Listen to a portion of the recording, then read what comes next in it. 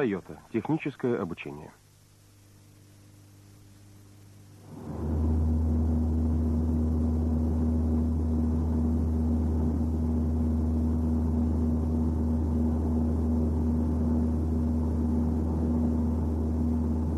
Шум.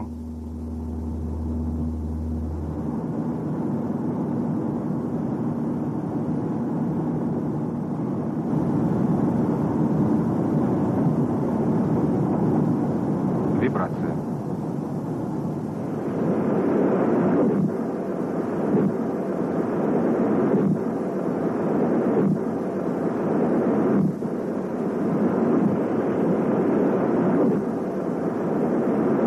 Резкие звуки.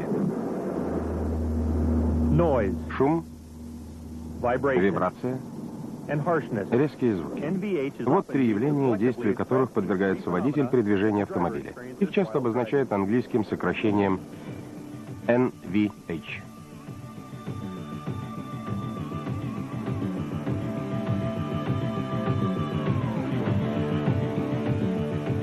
These phenomena Эти явления не только неприятны водителю и пассажирам, but also make они должны вызывать опасения. Значит, в автомобиле что-то не в порядке.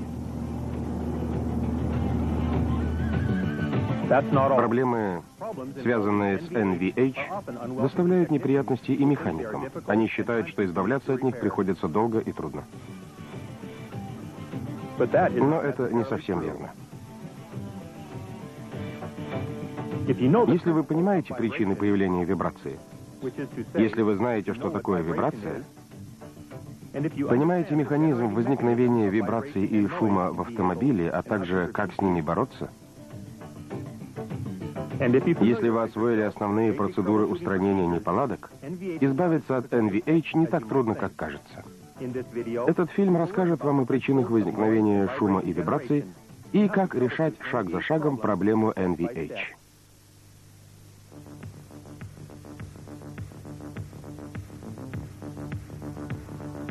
we will use Воспользуемся простой моделью для демонстрации природы вибрации, которая представляет собой быстрые колебания в упругой среде или жидкости.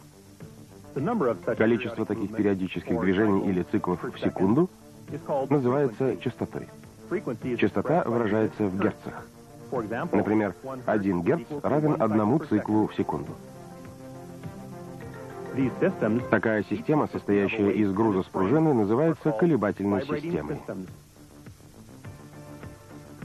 Now we will put Подвесим another еще один lead свинцовый груз sensor того же on the веса, same что weight as и the исходный, first, on its на second другой, более жесткой пружине. You will notice that the weight Вы замечаете, что груз колеблется быстрее на более жесткой, чем на более мягкой пружине.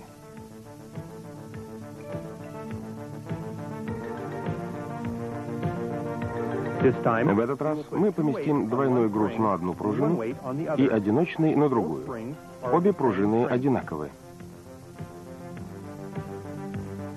you will notice that Вы the замечаете, lighter что weight легкий oscillates груз faster колеблется than the heavier быстрее, weight. чем тяжелый.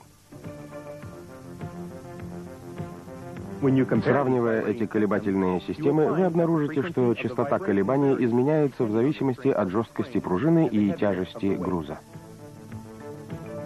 the frequency at Частота, с которой колеблется или вибрирует некоторая система, называется собственной частотой. now Теперь мы проведем некоторые опыты на колебательной системе, состоящей из пружины с грузом and an и electric drill. электрической дрели. The spring and Пружины с the грузом weight are сейчас now колеблются operating с собственной at the частотой данной vibrating системы. system.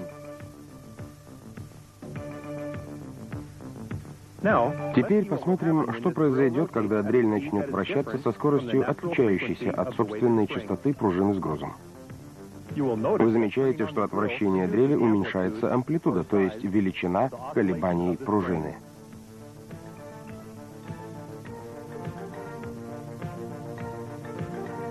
now Увеличим скорость дрели, так чтобы частота создаваемых ею колебаний сравнялась с собственной частотой колебательной системы.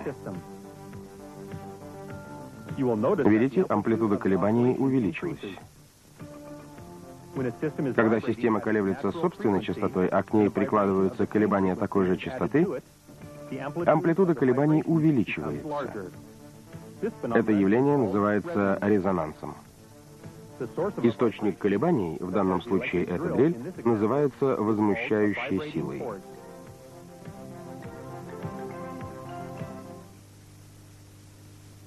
В автомобиле имеется ряд элементов, которые могут стать источником возмущающей силы. Покажем некоторые из них.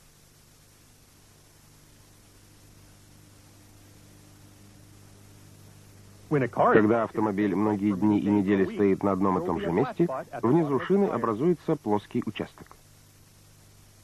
Он может вызывать вибрации в колесе при каждом его обороте.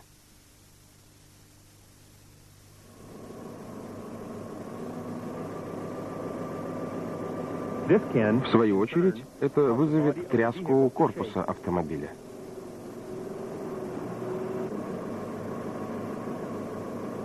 Несбалансированный карданный вал также вызывает колебания при каждом своем обороте. Это может вызывать гудение или жужжание, в общем, какой-то гул, а также вибрации при движении автомобиля с большой скоростью. Двигатель также является мощным источником возмущающих сил. Флуктуации крутящего момента в процессе внутреннего сгорания создают такую силу. Это тоже можно называть гулом. Рассмотрим механизм, при посредстве которого возмущающие усилия вызывают вибрации и шум. Для этого разберем, как двигатель вызывает гул. Владелец этого автомобиля жалуется на появление гула, когда двигатель работает при 4200 оборотах в минуту.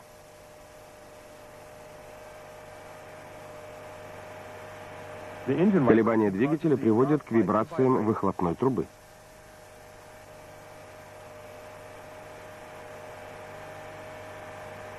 Вибрации выхлопной трубы передаются на корпус, если неправильно установлена опора трубы.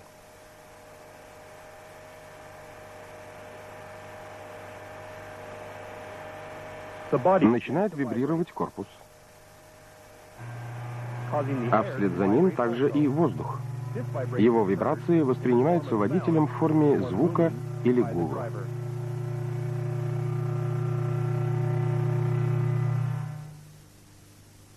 Выделим элементы механизма возникновения гула. В данном случае вибрации двигателя являются возмущающей силой. Выхлопная труба образует резонансную систему.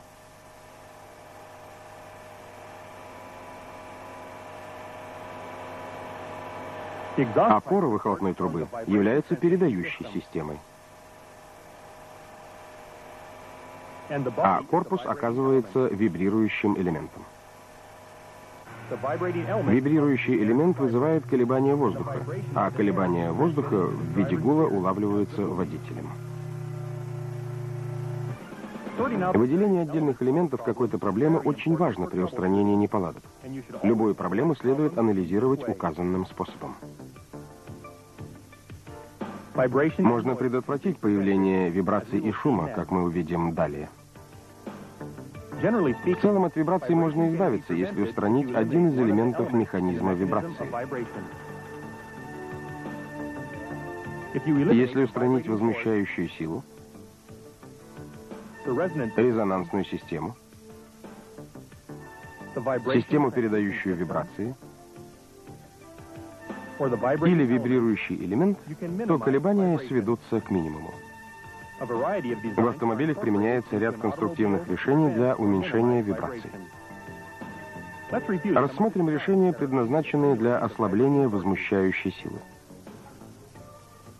Вибрации двигателя, вызванные, например, перемещениями поршней, можно предотвратить, устанавливая балансировочные грузы на карданном валу. Карданный вал, колеса и другие вращающиеся с большой скоростью элементы также необходимо балансировать. Балансировочный груз применяется для балансировки при установке новых колес. Все эти меры имеют целью ослабить возмущающую силу. Другим способом избавления от вибраций является устранение резонанса. Иногда груз устанавливается на педали акселератора, чтобы изменить его собственную частоту и избавиться от резонанса. Груз такого типа, который устанавливается непосредственно на элемент автомобиля, называется массовым демпфером. Когда груз устанавливается на элемент опосредованно, через резиновую подкладку или подставку, его называют динамическим демпфером. Третий способ устранения резонанса состоит в модификации передающей системы. Например, резина или другой вибропоглощающий материал. Вводится между двигателем и корпусом, чтобы не давать вибрациям переходить на корпус.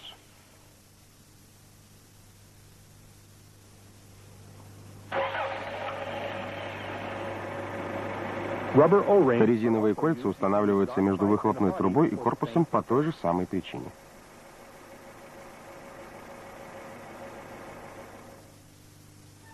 Четвертый способ устранения вибраций относится к самому вибрирующему элементу. Например, пол покрывают смолистым веществом. Или между стальными панелями вставляются резиновые листы для подавления вибраций. Подобные панели называют демпфирующими панелями сэндвичевого типа. Как видите, не так уж трудно все-таки понять причины вибраций. Вооружившись этим пониманием, мы можем теперь приступить к практическому решению проблем с NVH. При устранении подобных неполадок важно забыть о ваших предрассудках относительно вибраций, внимательно и объективно прислушаться к жалобам заказчика и проанализировать их. Вам поможет диагностическая схема. По возможности сядьте в автомобиль вместе с заказчиком, поводите машину и разберитесь в проблеме подробнее. Что еще важнее, вы должны определить, при какой скорости автомобиля и скорости вращения двигателя возникают неполадки, а также все другие влияющие факторы. Надо, возможно, точнее установить характеристики неприятных шумов и вибраций. Получив всю необходимую информацию, не так уж трудно будет установить источник вибраций.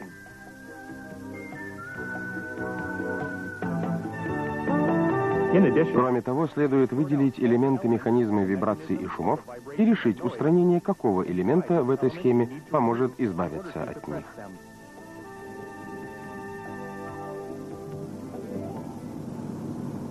Теперь приступим к практическому устранению неполадок на двух реальных примерах.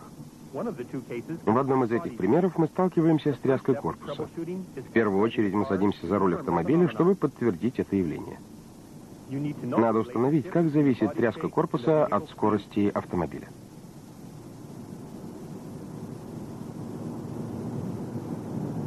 В данном случае вы впервые замечаете вибрации, когда скорость достигает примерно 80 км в час.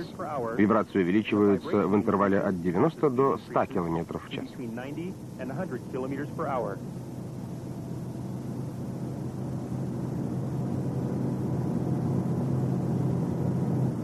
Надо также установить, как зависит колебание корпуса от нагрузки на двигатель.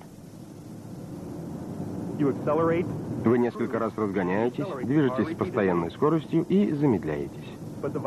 Кажется, вибрации не зависят от нагрузки на двигатель.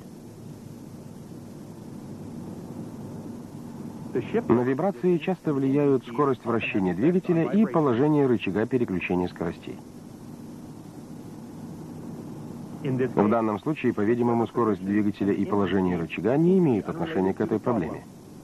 Вибрация все равно ощущается, независимо от переключения скорости или смены оборотов двигателя. Подытожим результаты нашего испытания. Результаты показывают, что нагрузка на двигатель и скорость вращения двигателя не связаны с этой проблемой. Положение рычага переключения скоростей также с ней не связано. Мы можем заключить, что вибрации не вызваны двигателем или коробкой передач. Значит, надо выявить другие факторы.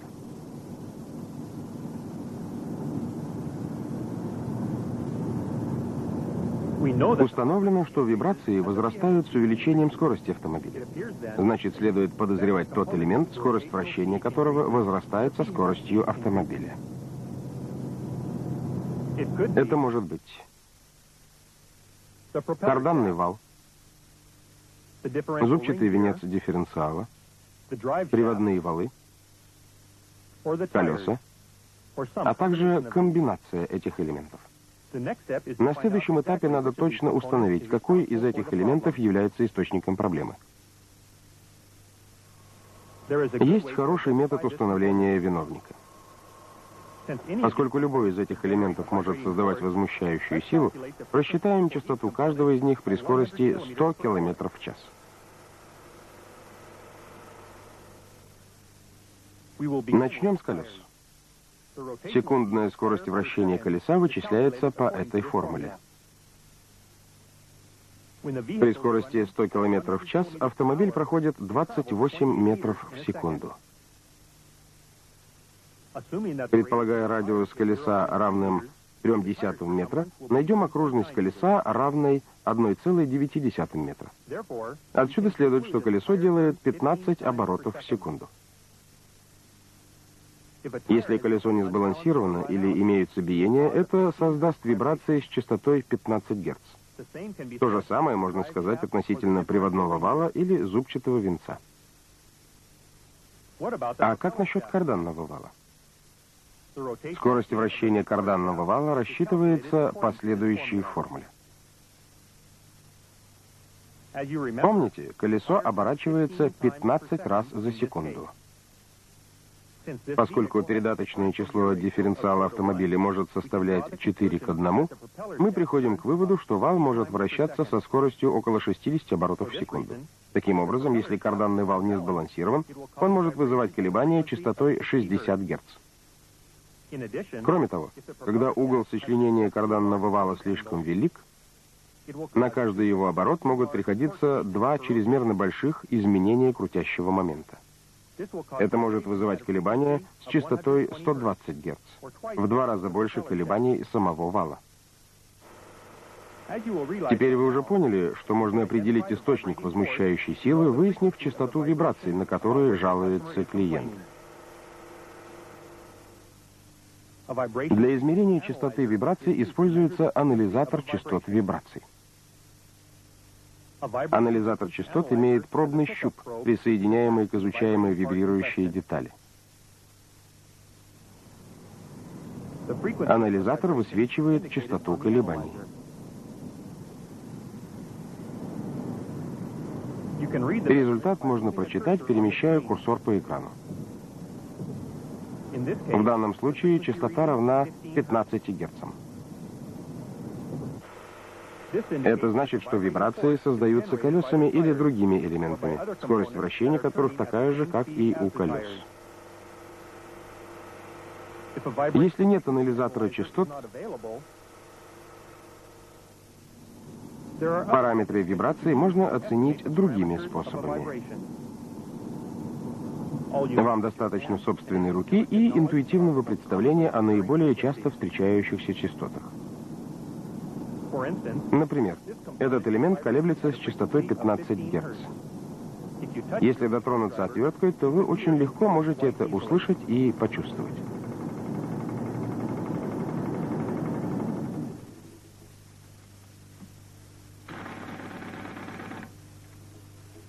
Гайковерт создает колебания сходной частоты.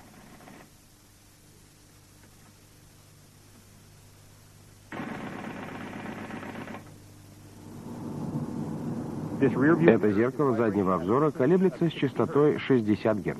Оно движется быстрее, чем это может увидеть глаз. Но если дотронуться до зеркала, можно почувствовать вибрации.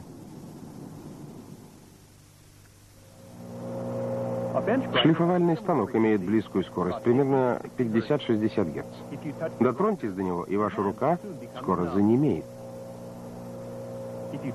Если вы старательно потренируете себя, то сможете различать различные частоты без помощи анализатора вибраций. Теперь мы возвращаемся к нашей проблеме вибраций с частотой 15 Гц. Мы начнем с проверки колес, поскольку колеса часто вызывают тряску автомобиля при большой скорости. При проверке колес мы обратимся к пособию по диагностике NVH. Перед началом проверки колес изучим колеса и шины визуально, а также звенья рулевого управления, систему подвески и другие связанные компоненты. Если все в порядке, проверим зазор между каждой цапфой и колесом. По стандарту зазор должен быть меньше 0,1 мм. С этим колесом все в порядке. Затем надо проверить биение шин. Перед этим надо примерно 15 минут поездить на автомобиле, чтобы снять возможное влияние плоского участка. Максимально допустимое боковое биение составляет 1,2 мм. С этим колесом все в порядке. Теперь проверим радиальное биение.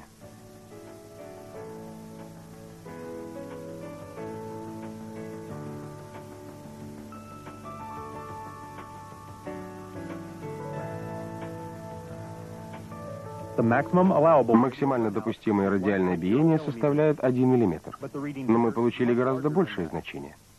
Это могло вызывать вибрации. Проверим также радиальное биение диска колеса.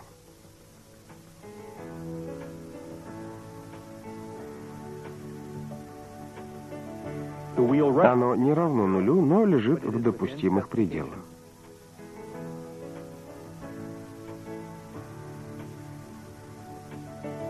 В подобных случаях радиальное биение можно выправить, приведя шину и диск колеса в фазовое соответствие. Если наиболее толстую часть шины переместить туда, где центр диска колеса ближе всего к его ободу, то радиальное биение уменьшится. Это и называется фазовым соответствием. Как видите, биение заметно уменьшилось. Приведем в фазовое соответствие шину и колесный диск. Разделим шину на 12 равных частей. Перед началом измерений выставим измеритель на 0 на метке 12. Теперь запишем величины биения на каждой метке.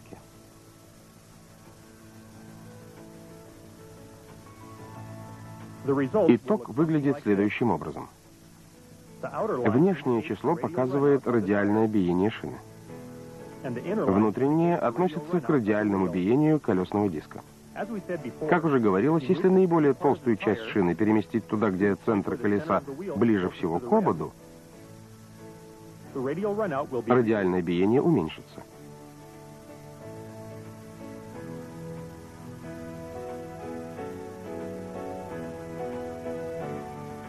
Проверим результаты фазового соответствия.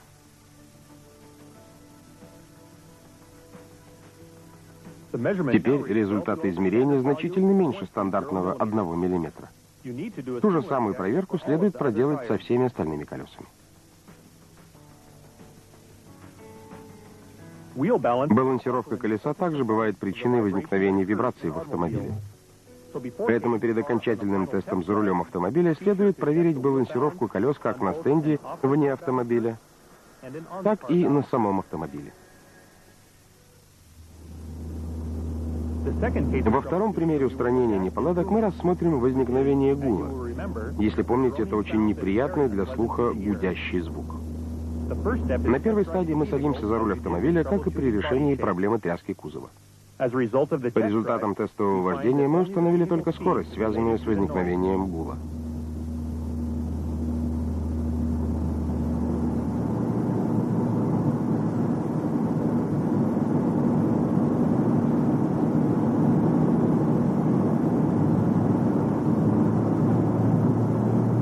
Мы установили также, что шум возникает при скорости 80 км в час и достигает максимума при 90 км в час.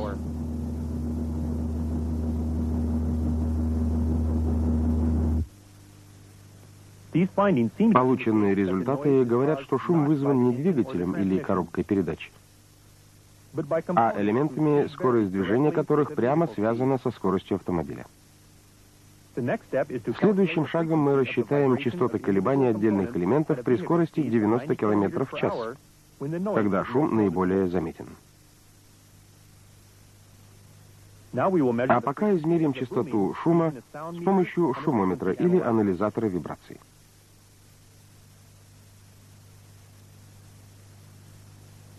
Вот как подключаются шумометр или анализатор частот.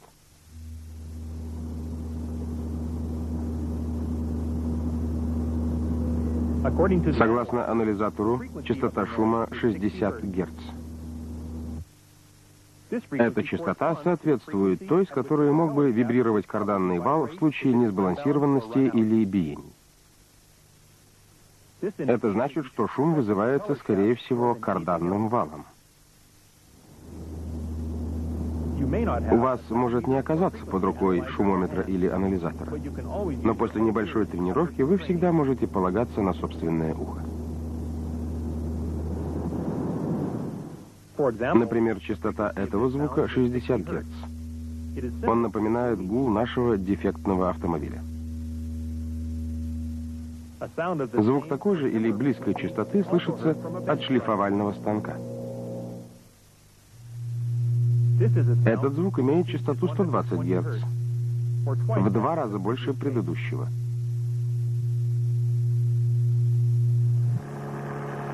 Звук близкой частоты исходит от мотора вентилятора.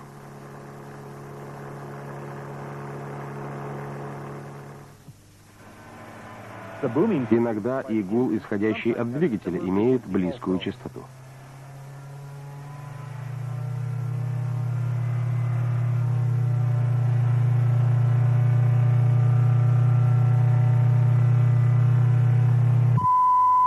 Если частота увеличится до 1 кГц, вы услышите вот такой звук.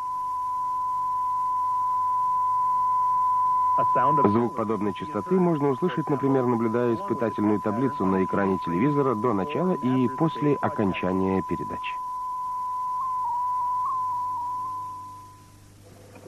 Такой же или близкий звук иногда исходит от шестерен коробки передач.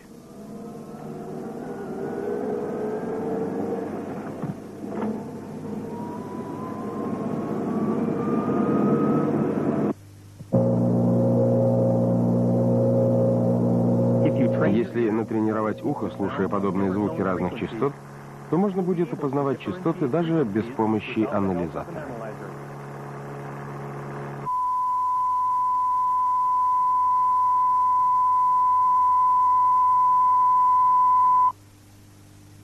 Теперь возвратимся к тому гулу, на который жалуется клиент. Видимо, гул вызван чем-то, что вращается со скоростью карданного вала. Или, может быть, самим карданным валом. Проверим балансировку карданного вала, поскольку он наиболее вероятной причиной вибраций. Обратимся к пособию по диагностике NVH и соответствующему детальному методу осмотра. Мы покажем вам лишь основные моменты изучения балансировки карданного вала. В действительности, балансировку вала в автомобиле можно проверить 3 способами. Во-первых, балансировку можно проверять с помощью анализатора вибраций и несколькими пробными грузами.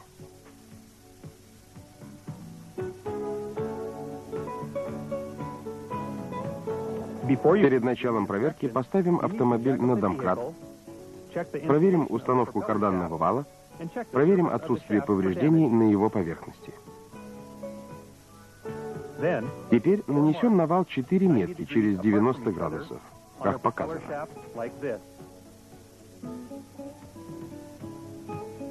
Присоединим пробный щуп анализатора вот сюда. Для проверки требуется 2 человека. Один сидит в автомобиле и управляет двигателем, воспроизводя условия гула. В момент возникновения гула он подает сигнал второму человеку.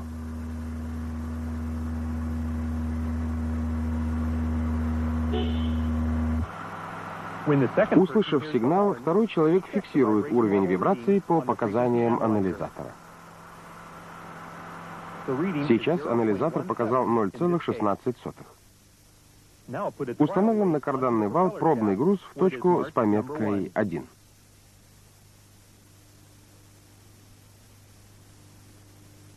Вместо пробного груза можно использовать зажим для шланга.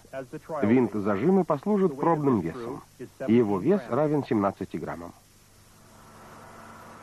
Снова измерим вибрацию с присоединенным грузом.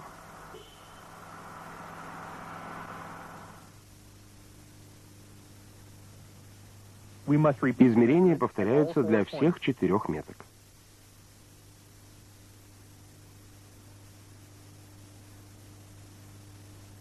Теперь по полученным данным построим график. Длина каждой стрелки соответствует уровню вибрации на каждой метке согласно анализатору. Далее разделим пополам отрезки 1,3 и 2,4. Проведем через их середины линии параллельно отрезкам и найдем точку пересечения линий. Положение точки пересечения относительно центра графика определяет положение дисбаланса. Иными словами, в этом положении где-то на валу имеется дополнительный вес. Величина дисбаланса определяется следующей формулой. Обсчитав полученные данные по этой формуле, найдем, что величина дисбаланса равна 10 граммам. Поскольку в данном направлении имеется дисбаланс в 10 граммов, надо установить точно такой же вес на противоположной стороне вала, чтобы его уничтожить. За подробностями обратитесь к пособию по диагностике NVH. Баланс карданного вала может быть проверен и другими методами. Можно, например, использовать метод пробных испытаний, когда пробный вес перемещается из одной точки в другую. Или можно использовать специальную установку для балансировки карданного вала. Подробности об этих методах вы найдете в пособии по диагностике NVH. Дисбаланс можно устранить, применяя вот такие балансировочные элементы или болтики.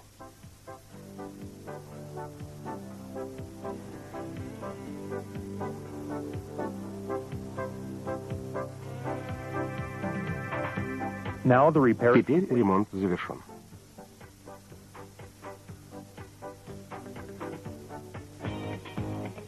Автомобиль надо проверить в движении.